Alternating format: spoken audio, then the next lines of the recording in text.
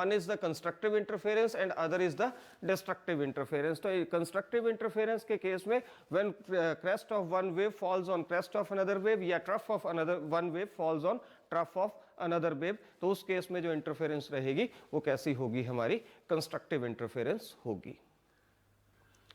ठीक है, और जो डिस्ट्रक्टिव इंटरफेरेंस है वो भी आपको पता चल गया। ठीक है, तो कंस्ट्रक्टिव जो इंटरफेरेंस होगी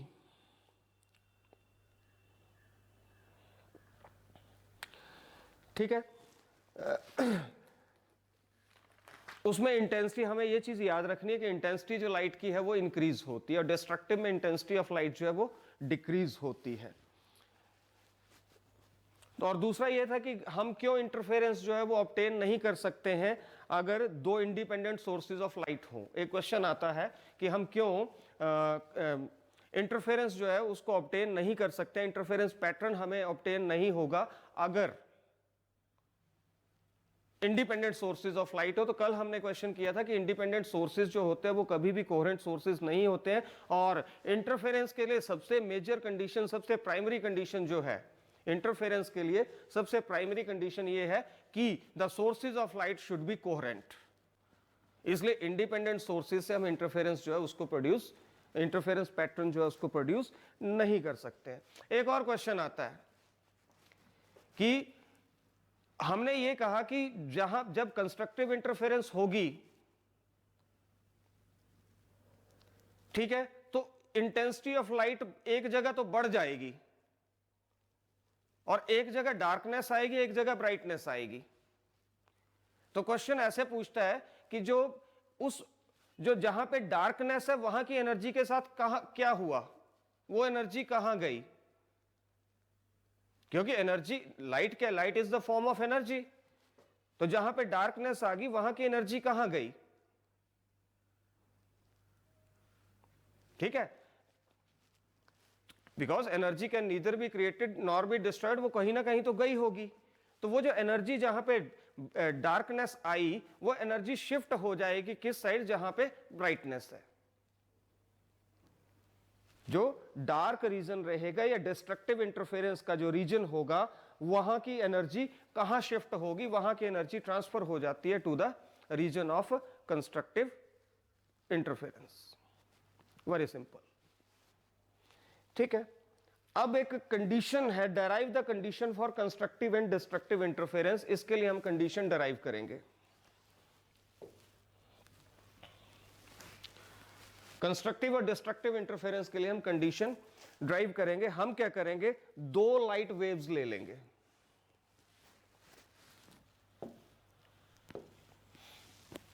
वी विल टेक, ये भी ना आपकी तरह मेरा कहना नहीं मान रहा है, आज मैं इधर लेके आ रहा हूं फिर भाग जा रहा है।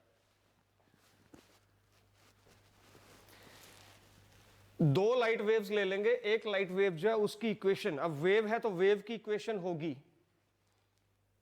ठीक है, तो एक लाइट वेव जो है उसकी इक्वेशन आ गई y1 is equal to a sin omega t and y2 is equal to, मैंने ले लिया b sin omega T plus phi. ठीक है, हमने मान लिया कि उन दोनों के बीच में दो वेव्स निकल रही हैं, दो कोहेरेंट सोर्सेज ऑफ लाइट हैं, दो कोहेरेंट सोर्सेज ऑफ लाइट है, उन दोनों से दो वेव निकल रही हैं, और एक वेव की जो डिस्प्लेसमेंट है वो y1 है, दूसरी वेव जो उसकी डिस्प्लेसमेंट क्या है, y2 है। ठीक है, पर हमने यहां पे एक यूज किया है फाई। फाई जो है वो कांस्टेंट फेज डिफरेंस है दोनों वेव्स के बीच में। Phi is the constant phase difference between two waves. क्योंकि कोहेरेंट सोर्सेज हैं तो हमने ये बोला था या तो फेज डिफरेंस जीरो, या तो फाई जीरो होगा, या फाई की कुछ पर्टिकुलर वैल्यू होगी, या तो फाई जीरो होगा या फाई की कुछ पर्टिकुलर वैल्यू होगी, कांस्टेंट फेज डिफरेंस। तो हमने यहां पे फाई क्या किया, हमने फाई ले लिया कांस्टेंट। ठीक है, अब ये दोनों वेव्स सुपर इंपोज हो रही हैं, सुपर इंपोज हो रही हैं, ठीक है, कांस्टेंट फेज डिफरेंस है, डेफिनेटली क्या होगा, दोनों की डिस्प्लेसमेंट ऐड होगी। तो रिजल्टेंट डिस्प्लेसमेंट जो है, एक नई वेव बनेगी, उस नई वेव की जो रिजल्टेंट डिस्प्लेसमेंट आएगी, उस जो नई वेव है उसकी डिस्प्लेसमेंट जो होगी, that will be y is equal to y1 plus y2। हम इनको ऐड कर देंगे, y1 की वैल्यू यहां सब्स्टिट्यूट कर देंगे, y2 की वैल्यू यहां सब्स्टिट्यूट कर देंगे। ठीक है, तो मेरे पास क्या आ गया, a sine omega T, a sine omega T वैसे रहा, और यहां पे क्या था, b sine omega T plus five. यहां पे मैं साइन a प्लस बी का फॉर्मूला लगा दूंगा, sine a plus B, sine a cos b plus cos a sine b।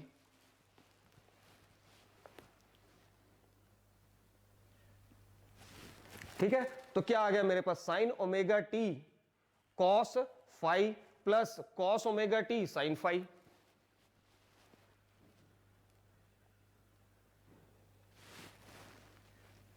ठीक है, अब इस b को मैं अंदर मल्टीप्लाई कर दूंगा, तो मेरे पास तीन टर्म्स आ गई। पहली टर्म क्या, a साइन ओमेगा टी, दूसरी टर्म है b sine omega T cos five plus b cos omega T sine five.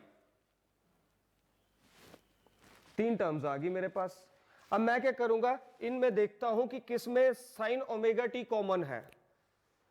एक इसमें है और एक इसमें है, तो इन दोनों टर्म्स में से मैं साइन ओमेगा टी बाहर ले लेता हूं, मेरा साइन ओमेगा टी यहां पे आ गया, और यहां क्या बचा, एक a बचा और plus b into cos five.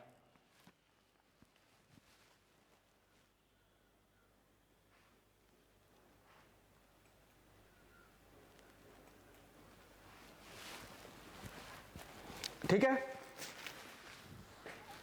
अंदर क्या बच गया, a plus b cos phi, और दूसरा क्या था, ये b cos omega T sine phi as it is रह गया, इसको नहीं छेड़ेंगे।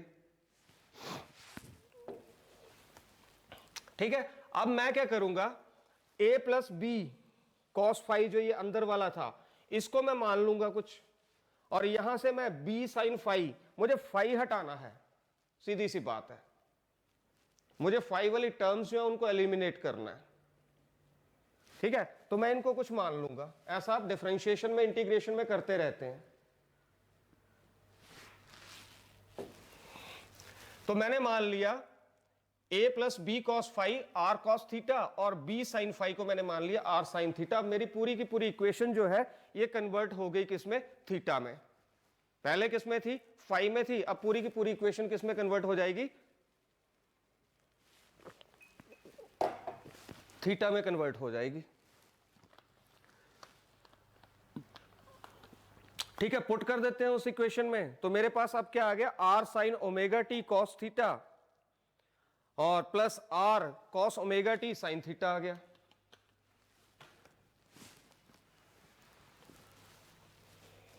Are sine omega T cos theta plus R sine omega T R sine theta into cos omega T.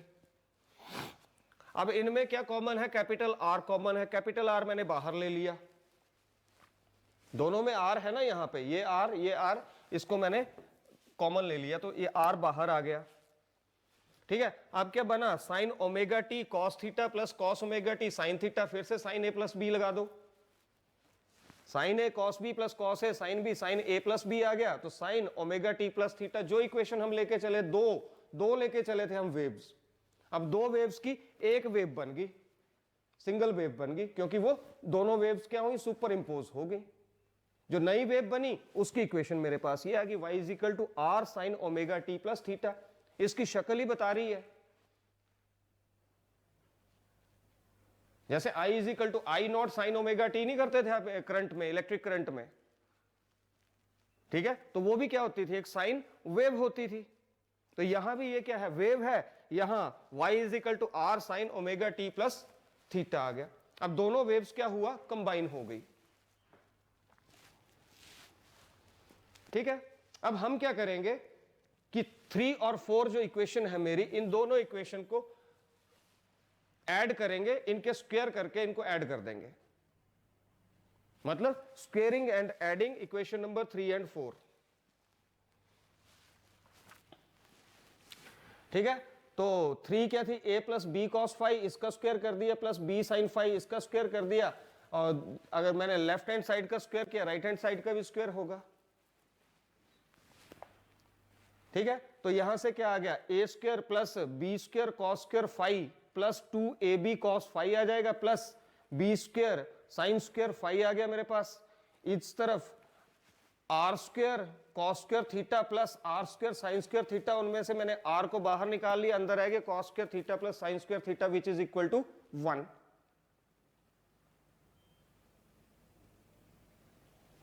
which is equal to 1।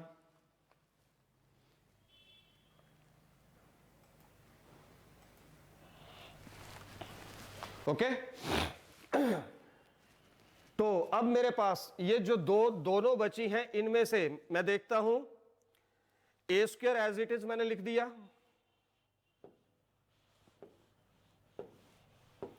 A square को मैंने as it is लिख दिया, b square cos square five b square sine square five, इन दोनों से B square common आ गया, अंदर क्या बचा, cos square five plus sine square five plus ये वाला 2ab cos phi is equal to r square.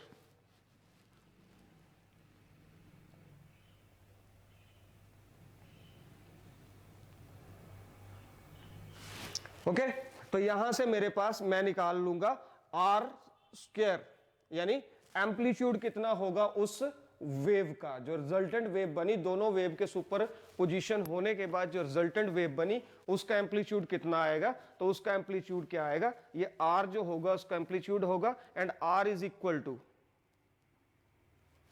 I think screen is not visible, ठीक है, r is equal to under root a square plus b square plus 2ab cos phi. ठीक है, तो पहले हमने क्या निकाला, उन दोनों वेव्स को सुपर इंपोज किया, एक वेव मैंने ले ली y इज इक्वल टू, है ना, a साइन ओमेगा टी, और दूसरी वेव मैंने क्या ले ली, y2 is equal to a sine b sine omega T plus 5। उन दोनों वेव्स को मैंने क्या किया, ऐड किया। ठीक है, एक वेव इक्वेशन जो वहां पे साइन a प्लस बी का फॉर्मूला यूज किया, ठीक है, उसको थोड़ा सा सॉल्व किया, सब्स्टिट्यूशन लगाई, ठीक है, रिजल्टेंट वेव जो आई उसकी इक्वेशन, रिजल्टेंट वेव की इक्वेशन ये थी मेरे पास, ठीक है, और रिजल्टेंट वेव जो उसका एम्पलीट्यूड भी मैंने निकाल लिया, r is equal to a square plus b square plus 2ab cos 5।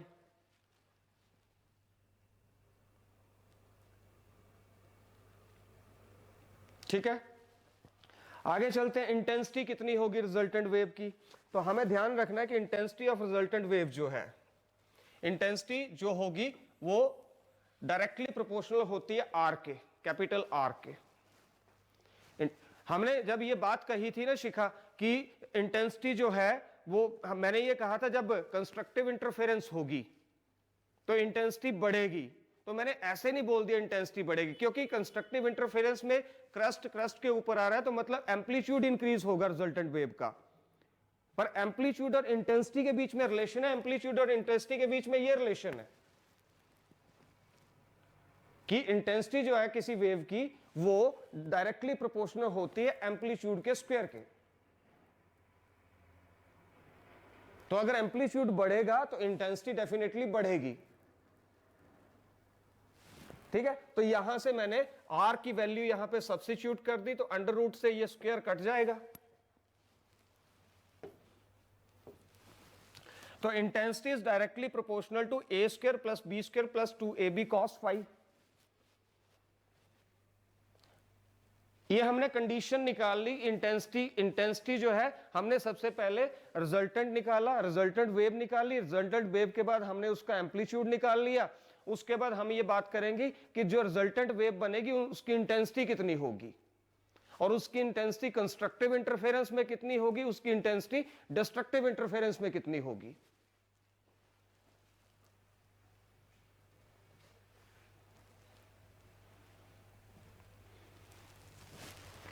उसकी इंटेंसिटी कंस्ट्रक्टिव इंटरफेरेंस में कितनी होगी, उसकी इंटेंसिटी डिस्ट्रक्टिव इंटरफेरेंस में कितनी होगी।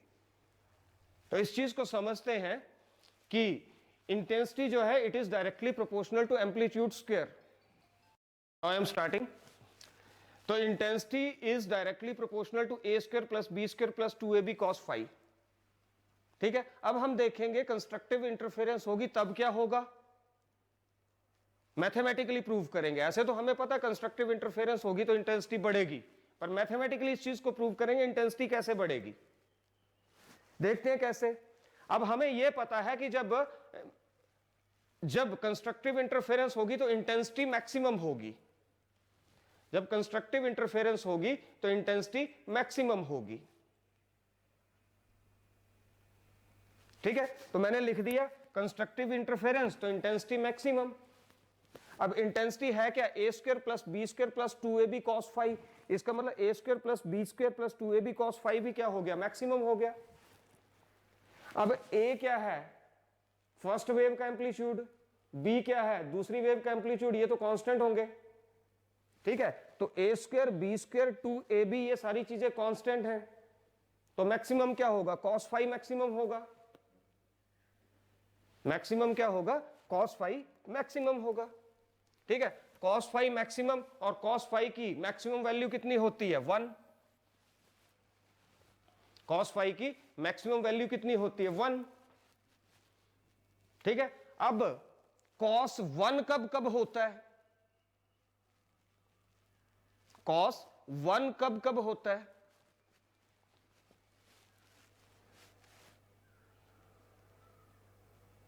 तो cos 1 कब कब होगा। आप cos मैंने यहां पे लिख दिया, देखिए 1 यहां पे होगा। ठीक है, ये 90 डिग्री 180 डिग्री 270 डिग्री 0, cos 0 1 होता है, cos 180 क्या होता है, -1, है ना। ठीक है, फिर cos 360 1, फिर cos 721, तो इसलिए मैंने यहां पे cos 2n पाई, यहां पे n की वैल्यू जो होगी वो 0 1 2 3 सो ऑन, n की वैल्यू 0 1 2 3 एंड सो ऑन।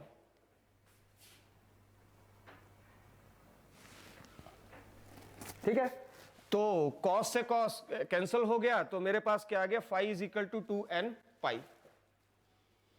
तो इसका मतलब कंस्ट्रक्टिव इंटरफेरेंस जो होगी तो उसमें जो कांस्टेंट फेज डिफरेंस है वो कितना होना चाहिए, 2n पाई के इक्वल होना चाहिए। फाई की वैल्यू मैंने निकाल दी 2n पाई,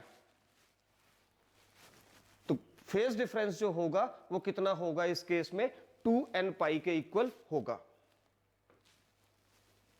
ठीक है, अब बात आती है अब मैं बात उस दिन भी कर रहा था कि जो फेज डिफरेंस और पाथ डिफरेंस के बीच में रिलेशन की बात।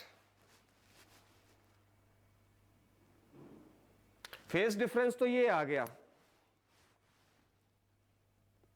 पर पाथ डिफरेंस क्या होगा, कि एक आगे चल रही है कि पीछे चल रही है,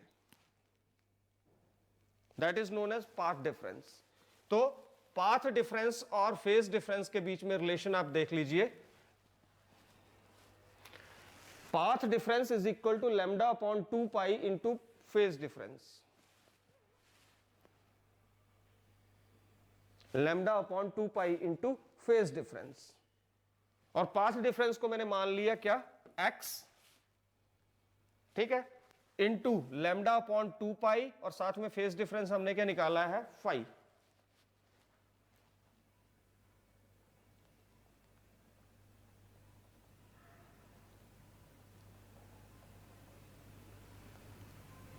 ओके, तो पुट करेंगे वैल्यू, फाई की वैल्यू हमने क्या निकाली, 2n पाई।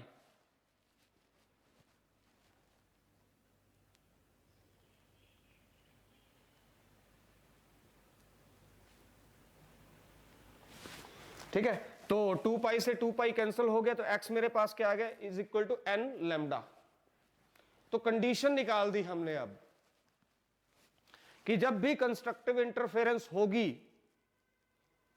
जब भी कंस्ट्रक्टिव इंटरफेरेंस होगी उस केस में जो है पाथ डिफरेंस वो n टाइम्स होगा wavelength of the wave, n times होगा wavelength of the waves. Constructive interference में आपने पाथ डिफरेंस जो होगा it will be n times the wavelength of the wave.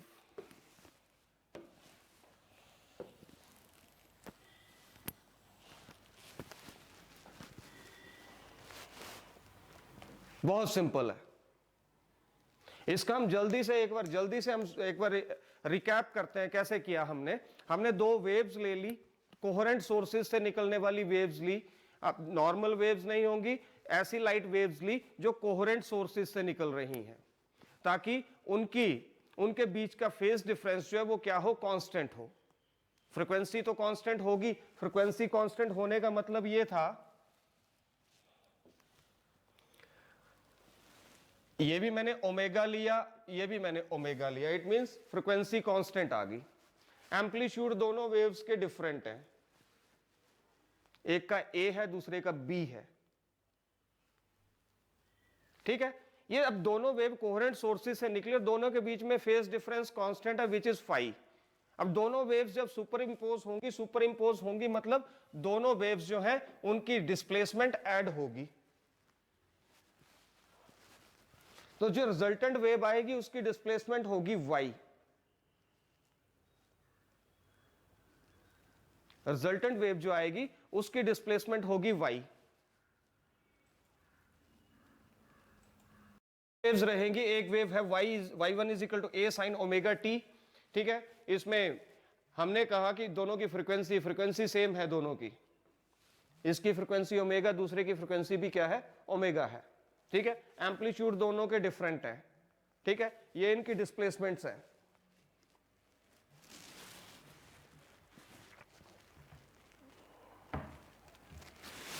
ये इनकी displacement y is equal to y1 plus y2, तो दोनों ये एड रिजल्टेंट डिस्प्लेसमेंट, जो रिजल्टेंट वेव बनेगी दोनों की सुपरपोजिशन के बाद उसकी जो डिस्प्लेसमेंट होएगी वो होगी y is equal to y1 plus y2। दोनों को आप ऐड करोगे, यहां पे साइन a प्लस बी का फॉर्मूला लगाओगे, sine a cos b plus cos a sine b आ गया। इनको थोड़ा सा एडजस्ट करोगे, किसी जो चीज कॉमन आ रही है, यहां से मैंने साइन ओमेगा टी को कॉमन लिया तो a plus b cos phi आ गया, b cos omega t into sine phi आ गया। तो यहां से b साइन फाई को मैं कुछ मान लूंगा, मुझे फाई रिमूव करना है, और a plus b cos phi जो है इनको मैं मान लूंगा r sine theta and r cos theta, ठीक है। और इसको फिर से यहां पे सब्स्टिट्यूट कर दूंगा तो y क्या आ जाएगा, r sign omega T cos omega T, r sine theta cos omega T, ठीक है। यहां से r बाहर आ गया तो ये sign omega T cos theta plus cos omega T sine theta. यहां से मेरे पास जो सुपर पोजीशन होने के बाद, दोनों वेव की सुपर पोजीशन होने के बाद जो नई वेव बनी उसका मेरे पास डिस्प्लेसमेंट, रिजल्टेंट डिस्प्लेसमेंट आ गई, ठीक है। इसमें जो एम्पलीट्यूड है that is equal to r।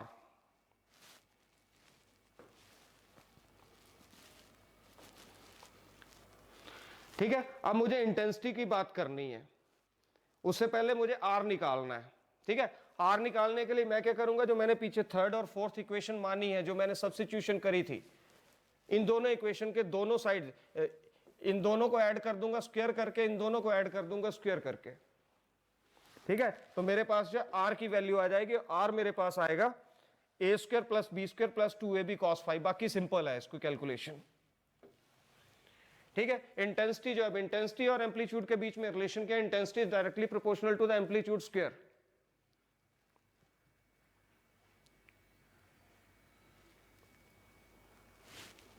Okay. तो intensity directly proportional to a square plus b square plus 2ab cos phi, और इसका स्क्वायर, ठीक है। तो यहां से I is directly proportional to a square plus b square plus 2ab cos phi.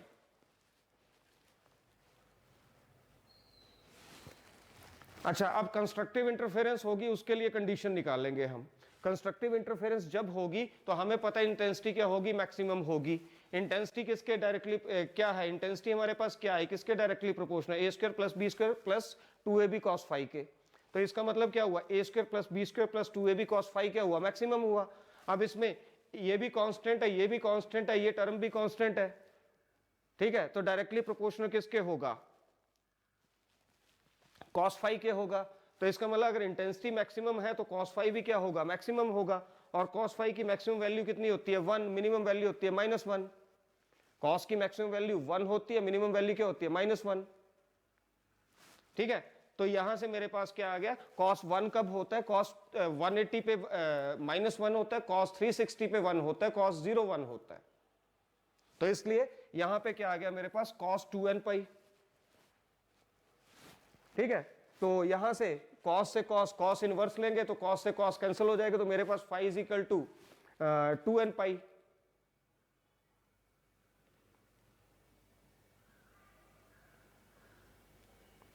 ठीक है, तो ये मेरे पास आ गया वो constant phase difference constructive interference के केस में। अब फेज डिफरेंस और पाथ डिफरेंस, उसके बीच में रिलेशन, पाथ डिफरेंस जो होता है lambda upon 2 pi into phase difference. Path difference is equal to lambda upon 2 pi into phase difference. ये मैं इंटरफेरेंस की बात कर रहा हूं, इसमें ये कंडीशन होगी। ठीक है, तो पाथ डिफरेंस को मैंने मान लिया x is equal to lambda upon 2 pi into phi आ गया। अब फाई की वैल्यू क्या थी, अभी 2n पाई थी, तो वहां से मैंने 2n पाई पुट किया, 2 पाई से 2 पाई कैंसिल हो गया, तो x is equal to n lambda. It means for constructive interference the condition is the path difference should be equal to n times the full wavelength.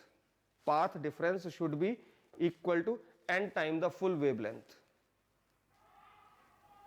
Clear है? तो this is very simple and very important. आगे चलते हैं, अब destructive interference की बात करते हैं।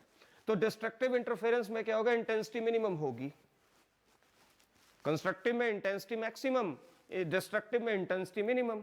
अब इंटेंसिटी किसके डायरेक्टली प्रोपोर्शनल है, आर स्क्वायर के डायरेक्टली प्रोपोर्शनल है। आर स्क्वायर क्या था, a square plus b square plus 2ab cos phi, cos theta, theta या फाई, फाई। ठीक है, तो cos की मिनिमम वैल्यू क्या होती है, -1, और cos -1 कब होता है, 180 पे होता है। 180 के बाद दोबारा घूम के आओगे, फिर 180 पे होगा। यहां पे ये 0, 90, ये 270, तो यहां पे cos क्या है, -1। ठीक है, तो इसको हम कैसे लिखेंगे, cos 2n - 1 इंटू पाई। आपने ये चीज ना, मैंने ध्यान में रखना है, जो डाइफ्रैक्शन होगा उसमें अलग होगा, जो हमारी क्या बोलते हैं इंटरफेरेंस है इसमें अलग होता है। तो ये कुछ चीजें जो होती है ध्यान में रखनी होंगी, याद रखनी होंगी आपको। ठीक है, तो ये क्या आ गया, cos phi is equal to cos 2n - 1 into pi. Phi क्या आ जाएगा, 2n - 1 इंटू पाई। ओके, तो यहां से दो कंडीशंस निकल गई। डिस्ट्रक्टिव इंटरफेरेंस में हमने फेज डिफरेंस ये निकाला। अब हमें फिर से पता है कि फेज डिफरेंस जो होता है उसका और पाथ डिफरेंस के बीच में relation, path difference is equal to lambda upon 2 pi into phase difference. Okay, तो x is equal to path difference क्या आ गया मेरे पास, x आ गया, x is equal to lambda upon 2 pi 2n - 1 into pi, pi से pi cut गया। ठीक है, तो यहां पे क्या आएगा, इस केस में डिस्ट्रक्टिव इंटरफेरेंस के केस में क्या कंडीशन बनेगी कि जो हमारा पाथ डिफरेंस है, जो हमारा पाथ डिफरेंस है वो 2n - 1 times half of wavelength, 2n - 1 times half of wavelength.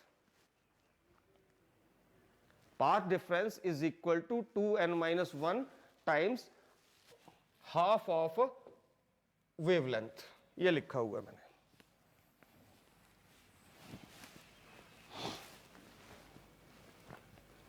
ठीक है, सिंपल है, कंस्ट्रक्टिव इंटरफेरेंस, डिस्ट्रक्टिव इंटरफेरेंस। तो लास्ट में ये रिजल्ट आ रहे हैं आपके, एक रिजल्ट ये आया आपके पास और दूसरा रिजल्ट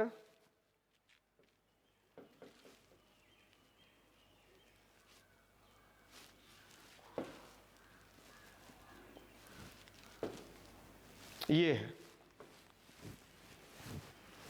ये दोनों रिजल्ट इंपॉर्टेंट है, ये एक्सप्रेशन भी इंपॉर्टेंट है। आपको इक्वेशन निकालने के लिए बोल सकता है, साथ में कंडीशंस निकालने के लिए बोल सकता है कि relation between phase difference and path difference, ये आपको फाइंड आउट करिए।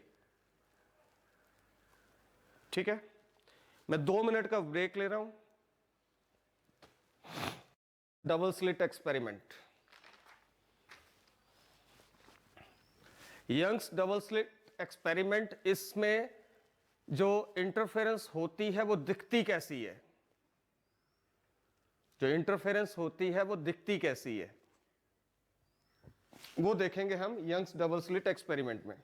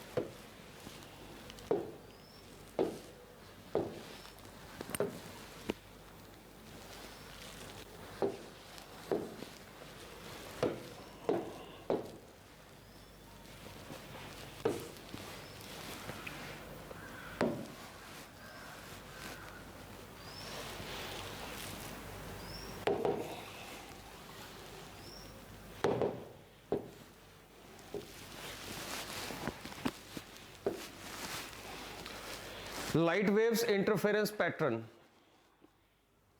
यंग्स डबल स्लिट एक्सपेरिमेंट के अंदर। ठीक है, यहां पे क्या किया गया है, ध्यान से समझिएगा।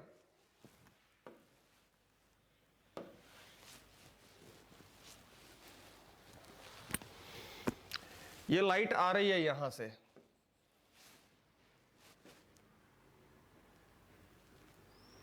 ओके। आगे हमने क्या किया है, एक कार्डबोर्ड बोल लो, एक वॉल बोल लो, एक वॉल बना दी। ठीक है, ये हो गया सोर्स ऑफ लाइट।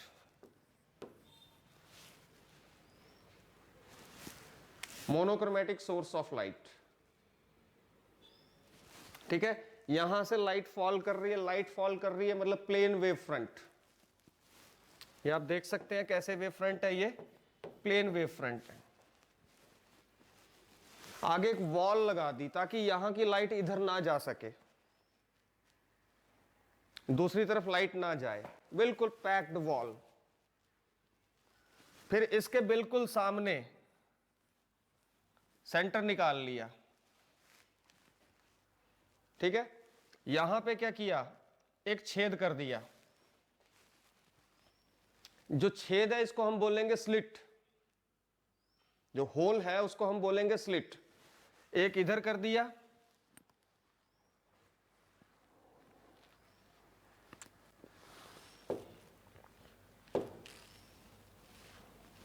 ठीक है, एक ये हो गया, ठीक है, और दूसरा आ गया ये होल। एक ये होल आ गया, एक ये होल आ गया।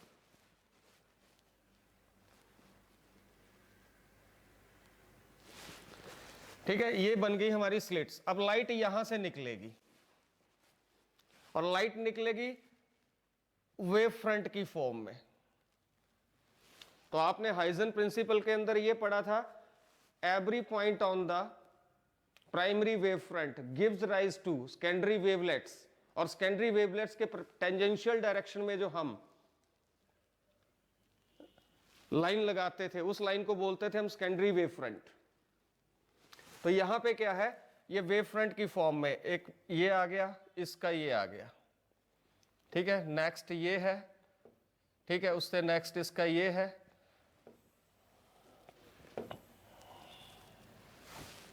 इसी तरह से दूसरे के भी हैं।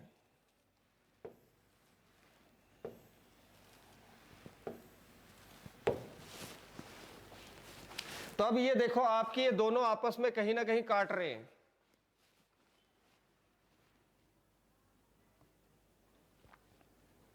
दोनों क्या कर रहे हैं, एक दूसरे को कट कर रहे हैं। इसके वेव फ्रंट और इसके वेव फ्रंट कट कर रहे हैं। कट कर रहे हैं मतलब इनकी इंटरफेरेंस हो रही है।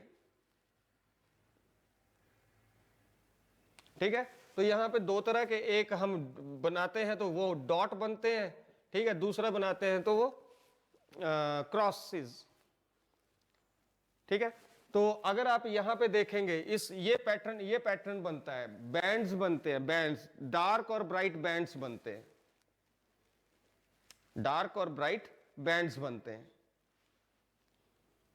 ठीक है, तो अगर आप इसको ऑब्जर्व करें यहां पे, तो बीच का पोर्शन ये जो है इतना इतना, ये ब्राइट है, उसके बाद ये रीजन क्या है, डार्क है, फिर क्या आ गया, ब्राइट आ गया, फिर क्या आ गया, डार्क आ गया, फिर ब्राइट, फिर डार्क। इसी तरह से नीचे की तरफ को भी वैसे ही है, ऊपर की तरफ को भी वैसे है। जो सेंट्रल बैंड होगा that will be bright, central band will be bright, ठीक है। ऊपर की तरफ को first band it will be dark.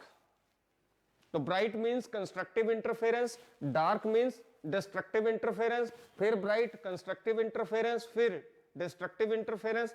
इसी तरह से नीचे की तरफ को। ये है स्क्रीन,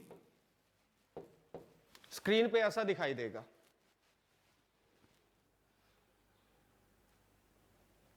तो जब भी हम यंग्स डबल स्लिट एक्सपेरिमेंट में जो पैटर्न ऑब्जर्व करते हैं, तो that pattern contains central bright band and alternate dark and bright bands.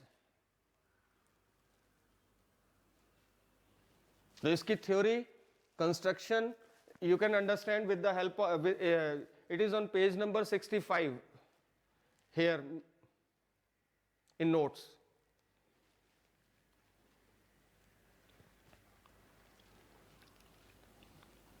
ठीक है। तो ये मोनोक्रोमेटिक सोर्सेज जो है कैसे वेव फ्रंट भेजते हैं, स्फेरिकल वेव फ्रंट्स भेजते हैं। तो एक सोर्स ये वाली स्लिट आ गई, दूसरा सोर्स ये वाली स्लिट आ गई, ठीक है। ये जो स्फेरिकल वेव फ्रंट्स हैं ये दोनों इंटरफेयर करेंगे। वेव फ्रंट मींस वेव्स, इनकी इंटरफेरेंस होगी। इंटरफेरेंस कंस्ट्रक्टिव भी होगी, इंटरफेरेंस डिस्ट्रक्टिव भी होगी। अगर इंटरफेरेंस जो है कंस्ट्रक्टिव होगी तो ब्राइट बैंड बनेगा, इंटरफेरेंस कैसी होगी, डिस्ट्रक्टिव होगी तो कैसा बैंड बनेगा, डार्क बैंड बनेगा।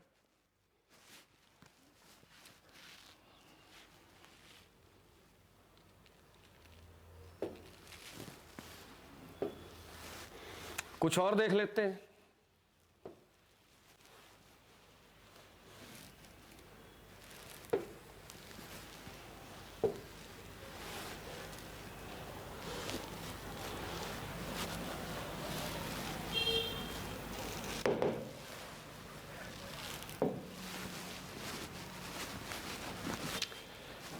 ठीक है, लाइट सोर्स सिंगल स्लिट, यहां से हमने क्या किया, सोर्स आ गया, यहां मैंने दो स्लिट्स ले ली, ए और बी, दो स्लिट्स आ गई मेरे पास ए और बी।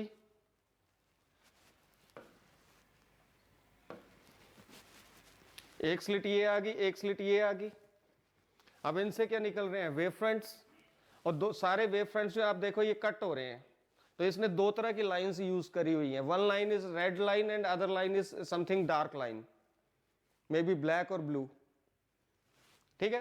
तो यहां पे जो बैंड्स इंटरफेरेंस पैटर्न जो आप स्क्रीन के ऊपर देख रहे हो, ठीक है, तो ये जो सेंट्रल बैंड है यहां पे क्या होगा, मैक्सिमम, फिर minimum, minimum means dark, maximum means bright, minimum means dark, maximum means bright.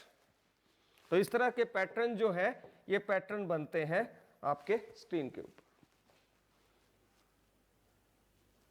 It's very simple. अब इसमें हमने क्या करना, क्या है, पढ़ना क्या है। तो इसमें क्या हो रहा है, दो तरह की इंटरफेरेंस हो रही है। एक कंस्ट्रक्टिव इंटरफेरेंस हो रही है तो ब्राइट बैंड बन रहे हैं, डिस्ट्रक्टिव इंटरफेरेंस हो रही है तो कौन से बैंड बन रहे हैं, डार्क बैंड बन रहे हैं। अब इसमें हमने जो सीखना है, ठीक है, ये बीच में डार्क बैंड आ गया, फिर से ब्राइट बैंड, फिर डार्क बैंड, ब्राइट डार्क, इस तरह से। तो इसमें हमने अब निकालना क्या है, जो मेन जो एक्सप्रेशन है उसमें, तो इसमें तो आएगा कंस्ट्रक्शन कैसी होगी और आपको आउटकम कैसी मिलेगी, ठीक है। पर जो हमने इंटेंसिटी फाइंड आउट करनी है और पाथ डिफरेंस निकालना है, ठीक है, पाथ डिफरेंस निकालेंगे और कंडीशंस निकालेंगे, ब्राइट बैंड कब बनेगा और डार्क बैंड कब बनेगा, ब्राइट बैंड के लिए क्या कंडीशन होगी, डार्क बैंड के लिए क्या कंडीशन होगी। ओके, तो इसको करेंगे कल। और सीरियस